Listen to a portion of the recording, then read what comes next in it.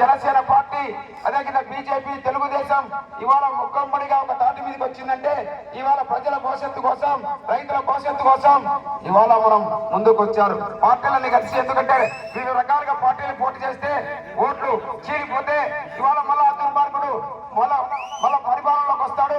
కాబట్టి ఈ యొక్క పార్టీలన్నీ ఏకమై వాళ్ళ ఒక వ్యతిరేక ఓటంతా కూడా ఒకే విధంగా ఇలా కూటమి అభ్యర్థి ఎవరైనటువంటి సైకిల్ గుర్తుపై ఓటేసేటట్టుగా అఖిల ప్రియ గారికి ఓటేసేటట్టుగా అదేవిధంగా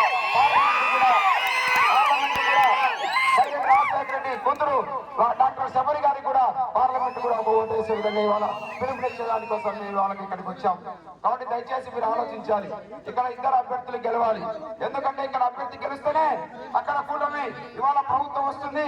సూపర్ 6 పథకాలు ఎన్నో వచ్చాయి. తర్వాత మన అభ్యర్థి గారు అవన్నీ కూడా అఖిల ప్రియ గారికి వివరిస్తారు. కాబట్టి దయచేసి మీరందరూ ఆలోచించి నిర్ణయం తీసుకోండి. ఇది ఆలోచించాల్సిన సమయం. రేపు జగన్మోహన్ రెడ్డి విధంగా ఇప్పుడు